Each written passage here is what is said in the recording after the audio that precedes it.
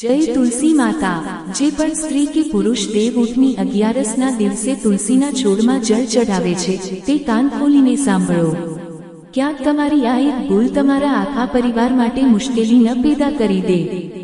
દેવઉઠની એકાદશીનું મહત્વ સમજ્યા વિના તુલસીમાં જળ અર્પણ કરવાની ચર્ચા અધૂરી રહે છે।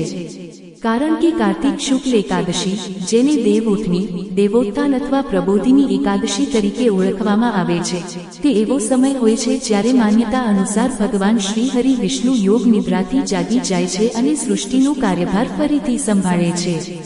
આ દિવસ પછીથી જ ધર્મચક્ર ફરીથી શરૂ થાય છે, વિવાહ શુભારંભ થાય છે, વ્રત ઉપવાસની વિધિઓ બને છે, તીર્થ સ્નાન શરૂ થાય છે, દાન પુણ્ય શરૂ થાય છે અને સંસારનો ક્રમ સાચી રીતે ચાલવા લાગે છે। તેથી આ દિવસે તુલસી વિવાહ મુહૂર્તનો આરંભ અને ઘર પરિવારમાં માંગલિક કાર્યક્રમોની શરૂઆત પણ થઈ જાય છે। આ પવિત્ર સંકેત છે એટલે દેવઉઠની એકાદશીનું ખૂબ વિશેષ મહત્વ હોય છે। જ્યારે કોઈ સ્ત્રી દેવઉઠની એકાદશી પર તુલસીના છોડમાં જળ અર્પિત કરે છે ત્યારે તેને સારા અને ખરાબ બંને પરિણામ મળી શકે છે। કેટલીક ભૂલો એવી હોય છે જે સ્ત્રીઓ આ દિવસે કરે છે, જેના કારણે આખું વર્ષ ગરીબી, ઝઘડા ઝપાટા અને અનેક પ્રકારની મુશ્કેલીઓ તેમના જીવનમાં પ્રવેશે છે। પરંતુ જો કેટલીક વાતોનું ધ્યાન રાખીને આ દિવસે તુલસીમાં જળ ચઢાવવામાં આવે તો તે જ દુર્ભાગ્ય સૌભાગ્યમાં પણ બદલાઈ શકે છે। આ માત્ર કોઈ સામાન્ય એકાદશી નથી, આ સૌથી મોટી એકાદશી છે જે વર્ષમાં માત્ર એક વાર આવે છે। આ દિવસે તુલસીના છોડમાં જળ ચઢાવવાથી સ્ત્રી માત્ર એક છોડને જળ નથી આપતી, પરંતુ પોતાના ઘરના વાતાવરણ, વિચારોની ધારા અને ભાગ્યના માર્ગને પણ શુદ્ધ કરે છે।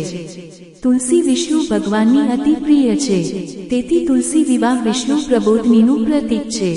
દેવઉઠની એકાદશીના દિવસે તુલસીમાં જળ ચઢાવવાથી મનોબળ વધે છે, ચિંતનની શુદ્ધિ થાય છે અને ઘનશ્ય ક્ષમતા સુધરે છે।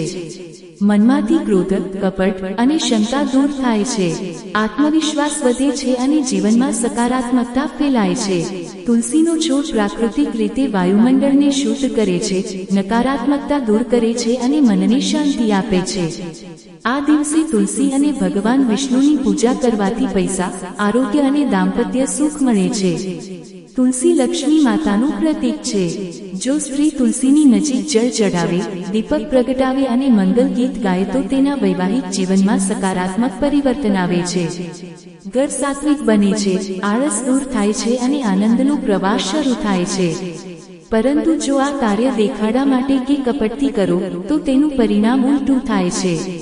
માત્ર સામાજિક પ્રદર્શન માટે તુલસીમાં જળ આપવું પાપ સમાન છે। મનમાં શ્રદ્ધા ન હોય તો પુણ્ય નહીં મળે। અત્યધિક જળ આપવાથી તુલસીના મૂળ સડી શકે છે। દરેક વસ્તુની મર્યાદા જરૂરી છે। તુલસીના છોડને તોડવો, માટી ગંદી રાખવી કે ગંદકી પાસે રાખવી અશુભ ગણાય છે। તુલસીના પાંદડા એકાદશીના દિવસે ન તોડવા। જો પાંદડા નીચે પડ્યા હોય તો લઈ શકાય, પણ તોડી શકાય નહીં। તુલસીની પાસે ધૂમ્રપાન કે માંસાહારની અસર ન આવવી જોઈએ। ગંદા હાથથી સ્પર્શ ન કરવો। સવારે સ્નાન કરીને સ્વચ્છ કપડાં પહેરવા, સ્વચ્છ સ્થળે તુલસી રાખવી, ઘીનો દીપક પ્રગટાવવો અને મનથી મંત્ર જાપ કરવો, ઓમ તુલસી નમઃ અથવા ઓમ નમો ભગવતે વાસુદેવાય નમઃ। જળ ધીમેથી ચઢાવવું, પાંદડાઓ પર તીવ્ર ધાર ન મારવી। જો ફૂલ ચઢાવવા હોય તો તાજા અને શુદ્ધ હોવા જોઈએ। જો પૂજામાં કોઈ ભૂલ થઈ જાય તો પોતાને દોષી ન ગણવું, પરંતુ ભગવાન પાસે વિનમ્રતાથી માફી માંગવી। ઈશ્વર દયાળુ છે, જો મનમાં ખોટા વિચારો આવ્યા હોય તો અંતે ક્ષમા પ્રાર્થના કરવી। જો તમારું મન ભારેલું હોય તો તુલસી પાસે બેસીને ભગવાનને તમારી વેદના કહો, શબ્દ ઓછા, ભાવ વધુ રાખો। તુલસીનો છોડ સુકાઈ ન જાય તે માટે સમયસર પાણી અને સંભાળ આપવી। તુલસી હરિયાળી છે તો જીવન પણ હરિયાળું છે।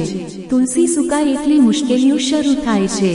દેવઉઠની એકાદશીનો આ દિવસ કોઈ સામાન્ય દિવસ નથી, તે ભક્તિ અને સંકલ્પનો દિવસ છે। તમારા ઘરમાં સુખ, શાંતિ અને સમૃદ્ધિની સ્થાપનાનો દિવસ છે। જો તમારા ઘરમાં પણ તુલસીનો છોડ છે તો દિલથી કહો, જય તુલસી માતા।